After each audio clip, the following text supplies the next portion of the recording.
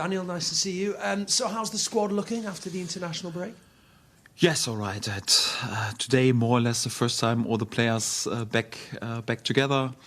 Several players were able to return back on the training pitch after international duty. Some just need a bit individual sessions or recovery sessions. So more or less the whole team together. We'll just have them tomorrow, more or less in the final session. It's always a bit tricky to prepare, but we are used to it. So nothing major. Everyone's in a good mood. After also a few disappointing results on international duty, but nevertheless, everyone is happy to be back, and we're looking forward to have this game. So some decisions to make team selection-wise this weekend then? Yes, but like always, also after international games, we'll have to take some late decisions due to the load, due to some little knocks and hits and some late flights. And we have to pick the team pretty late, so we'll just do it after our final session tomorrow afternoon before we travel then to Burnley. And for that, we have not picked our squad for this game today, so we'll just pick it after the last final session tomorrow. Then we'll see who's ready to start, ready to be in the squad, and some final decisions then. Big game on Saturday without our trip to Burnley. Some saying it's a must-win game. I mean, would you agree with that? Big game is always a game on Premier League level. All 38 games are big, and you have to prepare like for a festive period for each every game. If you don't do this, you have no chance on Premier League level. But just for both teams, another chance to win some points. And definitely not for a must-win game. So it's an away game for a newly promoted side. An away game is always you're always underdog in the game if you have an away game on this level. Also, remember last season, Burnley, fantastic season, 100 points. For us, it were the two most difficult games last season. Yeah, why should it be right now a must-win game? So we haven't won one game last season against Burnley and still managed to win the league and win 100 points. So it's definitely not a must-win game. There's also just another opportunity for both teams to be there. And we're also traveling in good spirits and know that if we are at our best, we have a chance to win points, and we prepare for this game also like in the same professional way like for all the other games. And yeah, I want to be competitive again. Leeds, your team have been playing well recently, but maybe not got the points that they deserve in the last couple of games. The next 5 games, I think, are all against teams currently in the bottom half. So is this period coming up a potentially sort of vital period in the season for Leeds, you know, with your ambitions to keep the team in the Premier League? Doesn't matter where you win the points, and I also take points as an underdog against top teams. In the end, you have to be there with a 1-point average per game. And this is more or less our approach. And right now, I wouldn't label it as an easier period for us. It's totally the other way around. If we want to cut the Premier League season into pieces, we had a great start the first 3 games, and in between the international breaks, the last 4 games, I would agree we had excellent performances. Would have deserved even more points out of this 4 games. So 4 games with top performance level, but also a solid outcome out of points. 4 points out of this 4 games. It's exactly the average you need per game. Could have been a bit more, should have been a bit more, and were a bit unlucky. That's right. But right now is also like the next period, and it's the same again. Out of this 4 games till the next international break, we want again to win as many points as possible. I would judge it as a difficult period because we have 3 away games, just 1 home game, and we take it step by step. So right now we are just focused and concentrated on this Burnley game, and to give ourselves a chance with a top performance again to win points. And then, of course, it's also you need on the game day also a bit luck, anyhow, like always in life and always in football. And for that we are just focused on this game and want to win as many points as possible. Hi, Daniel. Danny, Tanaka, Aronson, Beale, I can understand they've travelled and they've played and what have you, so you've got to make a decision whether they're going to be okay to cope with the weekend. But what about the more sort of permanent injury you had, Nonto, Perry, and of course Dan James as well? Are they in the mix now? Yes, some mixed news. Good news with Lucas Perry, so he was able to train the last 2 weeks together with us, so was able to use also this international break to build up a bit his fitness level. Of course, after being out so long, he can't be there at 100%, but you see him growing more or less from day to day, which is good news. With Willy Gnonto, he won't be available for this game because his calf problems are sorted. But sadly, he had to use the international break for a little minor hernia surgery. So not a major thing, but he need to do this, and will be just back in team training next week. So I expect him then to have him available, perhaps only for Friday evening for the next home game, but definitely not for this away trip. Very positive and good news with Daniel James, because he's a bit ahead of schedule in his rehab. So compliment also to our medical department, our rehab coaches. He was even involved already, I would say, in major parts of team training during this week. He's definitely not in contention for the starting lineup, but due to the fact that we have lots of load and also a few problems in training, Noah Okafor is also struggling a little bit with some adductor problems. He could be perhaps even in contention to be picked for the squad. So I didn't expect this, to be honest. It's definitely positive news with him, and he could be in contention for the travelling squad and also for some minutes. Yes. On the goalkeeping front, though, how much thought did you put into what you saw from Carl Darlow in the international break with Wales? Or had you made up your mind already before that, I know what I'm going to do at Burnley, regardless of whether Lucas Perry's fit or not? No, in general, of course, I also watch the international games, but I don't over-interpret them because their national teams are sometimes playing also differently. Of course, I have a close look at what my players are doing, but the most important is also what happens here for us in the games and on the training pitch. And for that, I was happy what Carl has done so far. And yes, so for that, nothing has changed on international duty. Talked a lot about Harry Gray at times. I know you don't want to, but one of the questions I've been asked the most during the international break is, where are the club at with him now? He's turned 17. Are you confident that a deal will be done to keep him at the club beyond his existing contract? So normally we just speak about business once business is done. That's one of my principles, and I will stick to it. Harry, first of all, is also with his hip flexor problems out of team training at the moment. He needs a few more days. I expect him also to be back in the squad then. Probably back in team training next week. And of course, behind the scenes, we are trying to build also our squad for the future, and we're trying to do some business and trying to do positive negotiations also for us with players that attract us. And Harry, of course, is a young player. Yes, where we see a lot in him. We have spoken about this, and I expect also that there are some positive news in the future. Sometimes not speaking about any special player because I just speak about business once business is done. But in general, it also makes sense. For example, if you extend a contract or also announce the extending of a new contract, that you just do this once the player is fit and available. And so for that, I expect also that it's not too far away that we will have some positive news also with some players in our squad, yes. Thank you. And finally, on the Burnley game, we don't want to see the 0-0 that we saw last year, but hopefully a bit more over than that. But it is significant because, you are 4 points clear at the moment. Now, when you look at how they have fared so far, they're not performing great either in defence or attack. But you are as well. So do you feel, comparatively speaking, you've made quite a big stride compared to them last season? I don't judge performances or developments at other clubs. I want to stay classy, and anyhow, I wouldn't expect any other manager to speak about us anyhow in these terms. Yes, if you would like to interpret something a bit more, you could say, due to the points in a home game, they have perhaps even a bit more pressure than us, who are already on 8 points and have an away game. But I also don't believe in playing mind games or whatever. It's just Scott is doing such a fantastic job there, and they had also a tough start in terms of fixtures into the season.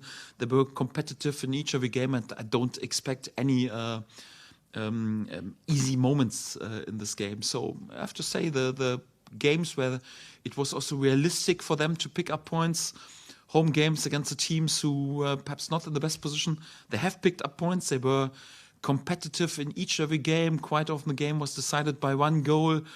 The only game that was a bit unfortunate in terms of result was I think against Man City, but it also like when you have a look at this game, it was much closer performance-wise than the results would make you think, a bit like our game at Arsenal, but this happens on this level. So I think they have all chances also to achieve their targets, and for that I'm quite respectful. So I'm just happy with our development so far because, yeah, like you mentioned, we were a bit unlucky in terms of points, but on this level you can't bake results, you just can deliver performances, and this is what we have done. And I think over the course of the whole long season, in terms of being lucky or unlucky, in the end it will be quite equal. And if this will happen, I'm pretty sure we'll also win some points lucky then at some point.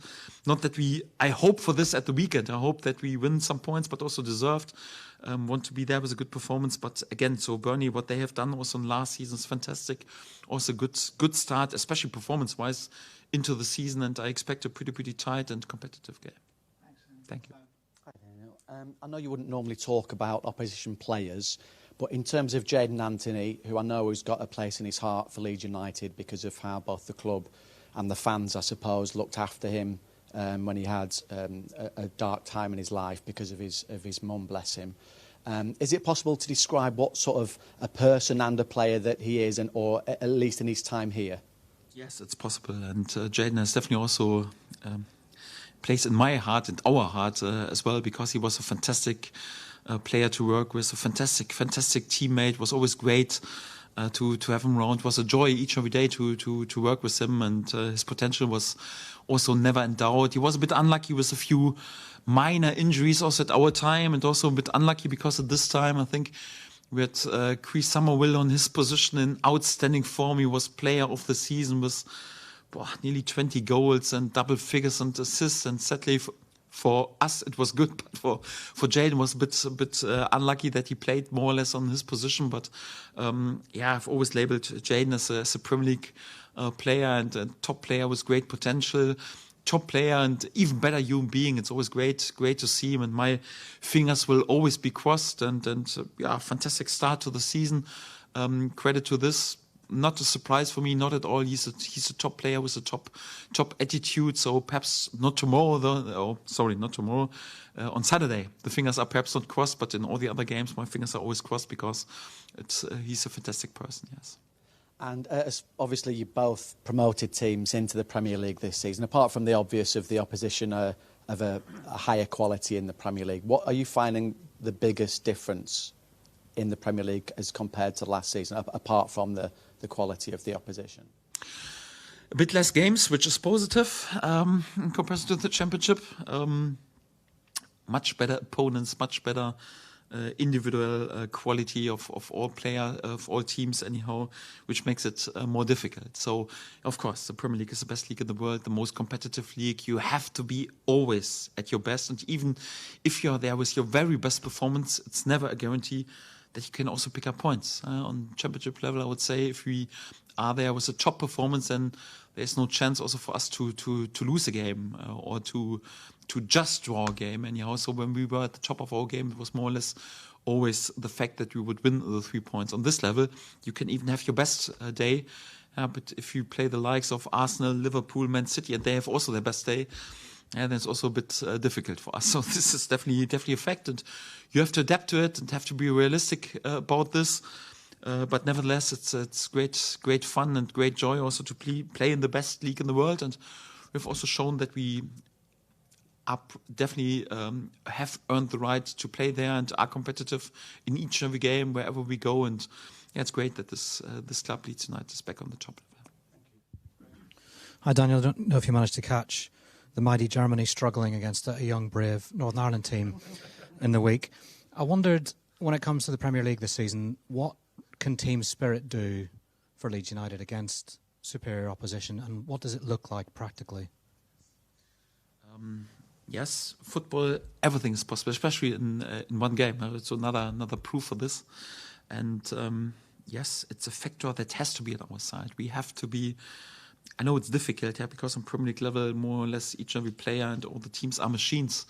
But we have to be even fitter than that. We have to be more spirited, more together, more united, and to be there with a better team spirit. And also, perhaps sometimes even to be a bit more flexible. It's just a fact as a newly promoted side. If we are really honest and realistic, in comparison to nearly all of our opponents, we have less individual quality. That's just a fact. So for that, you have, in comparison to if you are more or less the main team in the league, like we were perhaps in last season, you have to adapt also a bit more to the strengths of the opponents. So quite often you have to mirror them a little bit more in terms of how you want to press, for example, in order to take their strength away. And team spirit and fighting spirit and togetherness is an important topic. And this is also why we won't allow to have anyone in our group who will disturb this. I just need players who are fully committed, who are fully convinced of this task, who want to be part of this journey, who are not selfish, just thinking about contracts, minutes, whatever. It's more or less like, no, they want to be a part of the Premier League side, Leeds United, who writes history. So we need the spirit and need this lads and need this character, and for that we were also pretty picky in terms of bringing characters in, and also to pick characters who should be within this group for the Premier League, because it's a big challenge. Yeah, sometimes you also have to live with setbacks or also with a bit unlucky result on this level. It happens. Just important that you have players who don't dwell under it and don't start with finger pointing when there are mistakes. It's more like show this fighting spirit and togetherness. And I have to say the lads are top class so far, but the season is long. We have to keep going exactly in this way as well. How do you protect a team culture and a team spirit when you're bringing in so many players in one summer? How do you make sure it doesn't change? First of all, to be picky and careful who you bring in. Then second, also to live the culture, also a bit like a role model, not just me, but the whole staff and everyone is on it, and to have this also each and every day. And when there is something that goes into the wrong direction, then perhaps not to punish too much in public, but internally, I don't like vanity in our meeting or in our dressing room. So there will be also some clear messages and some clear words, and then also to act like this. If someone is not going this way, then you have to act, because if it has no consequences, then you lose the culture anyhow. So it's for me always an important thing. I wanted, also when I joined the club, for me it was clear I wanted to bring principles, patterns, a philosophy how we play, a philosophy how we work, but also a philosophy of our values and how we behave. And this is, you have to be on it on this level each every day, because it's high class. There are top players with big egos and many challenges also around the players anyhow. So for that you have to be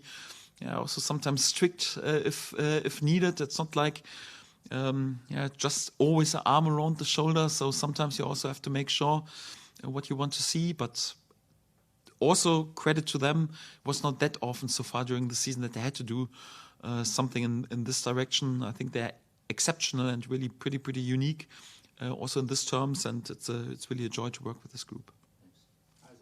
Hi Daniel.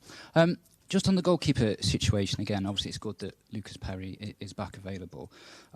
Cole Darlow has played really well when Lucas has been on the sidelines. Is there any chance that Cole can keep his place for the weekend, or is it a case of Lucas is my number one no matter what?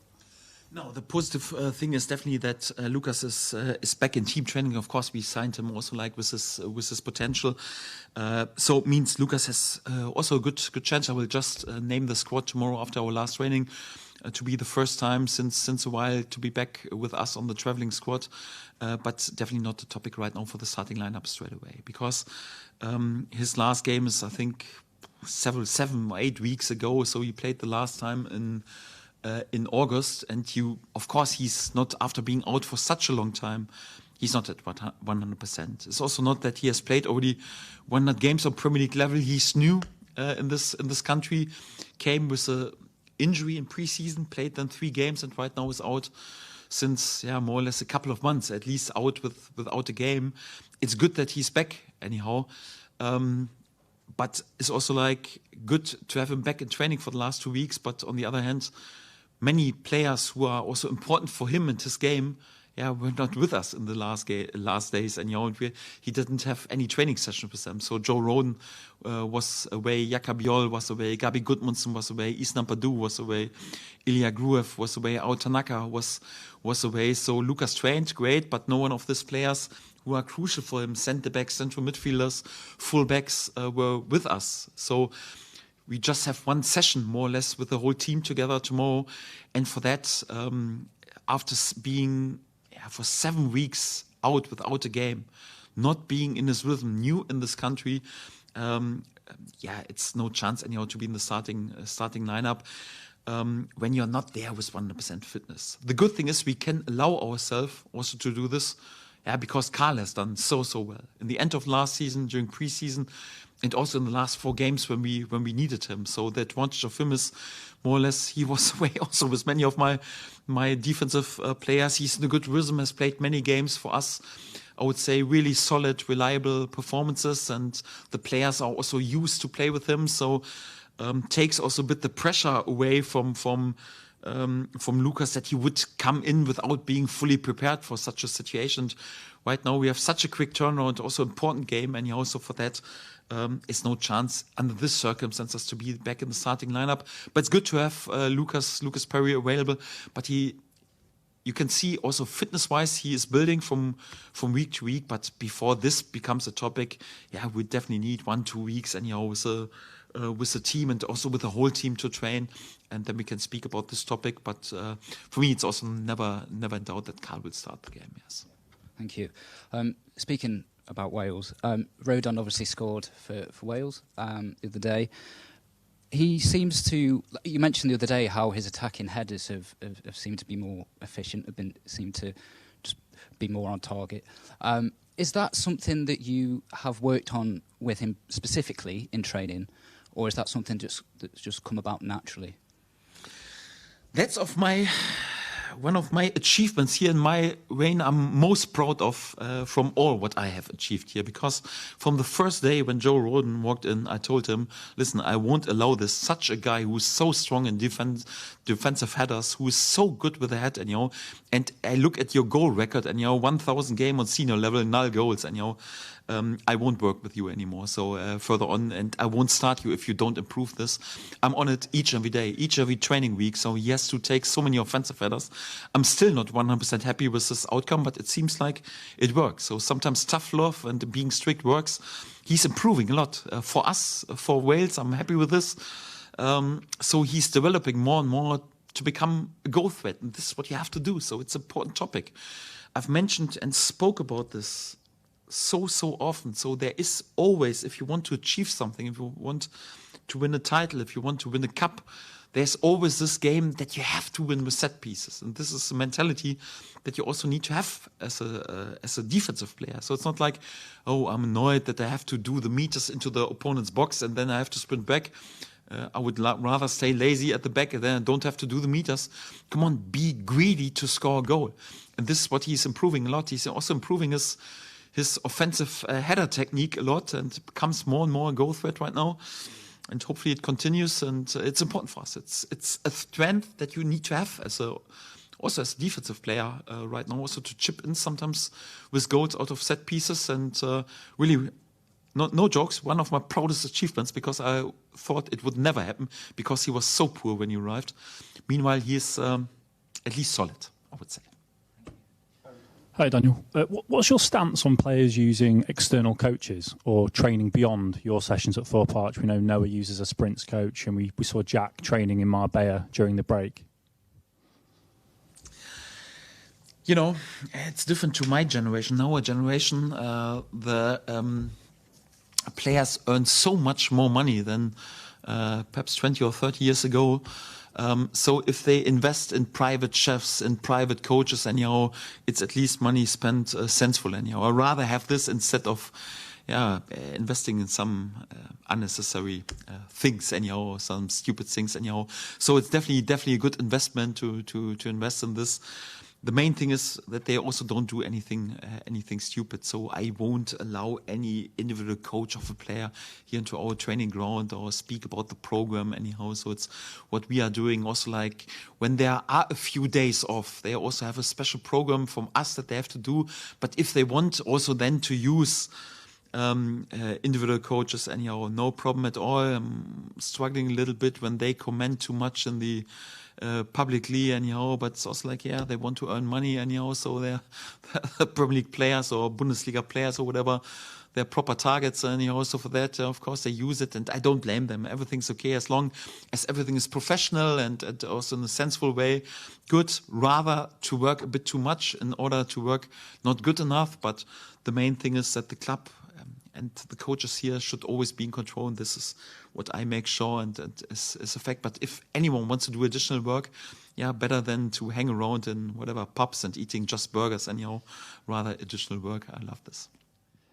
Johnny Howson works with the under-21s. I appreciate that, and you're very, very busy with the first team. But I know as manager, you've got an oversight of everything that goes on here. Have you seen in his first few months an impact that Johnny has made around the training ground with the young players, maybe even with some of your senior players, given what Johnny has achieved? How do you see his role at the moment?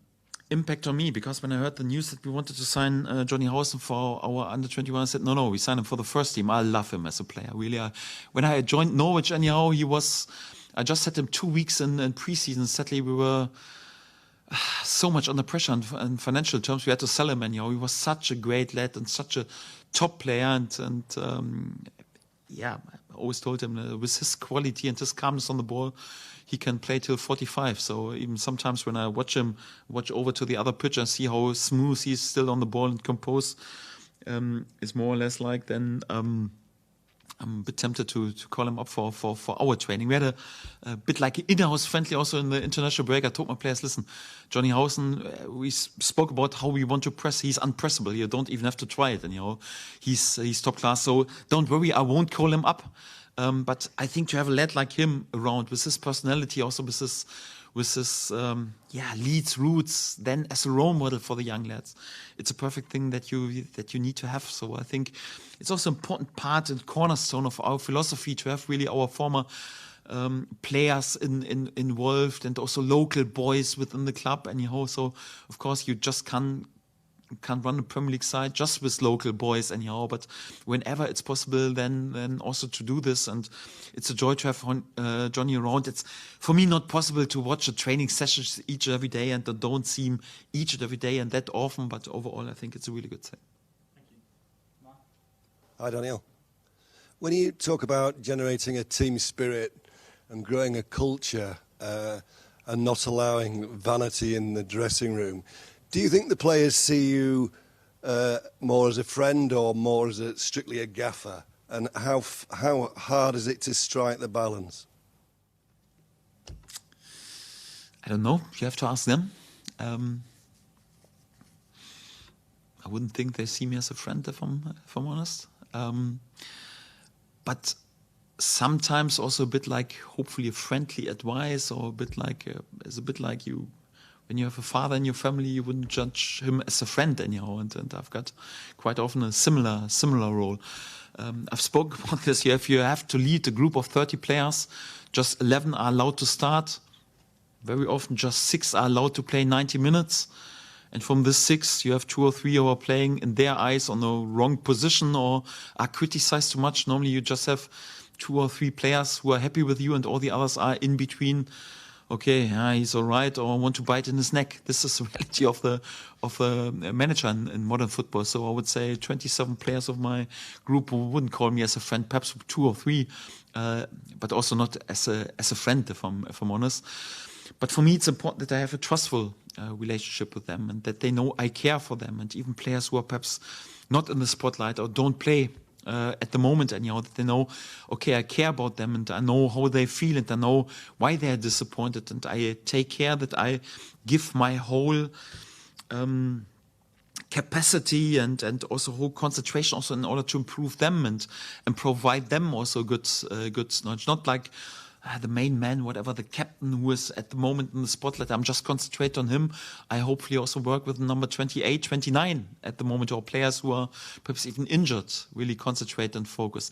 At least this is my approach, and I try it. If I'm perfect each every day, I can't promise this, because I'm also just a human being. But I also would like to think that hopefully everyone who is in our group will also speak then also in a positive way about our relationship and about how I was as a manager. I try to be consistent, so also in trying to be fair as possible and the right and the same rules for each and every player, and not to differ between a 32-year-old leader too much and a 19-year-old youngster. Of course, youngsters have to carry the bags and to tidy up the pitch. And of course, I'm a bit old school in these terms. But apart from this, how I treat them as human beings, hopefully, at least this is what I want to do. I do it always in an equal way, and this is what I try to do.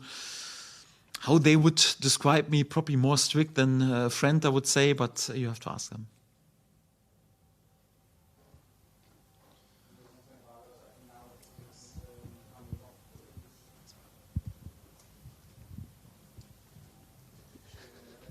Daniel, to have been involved in such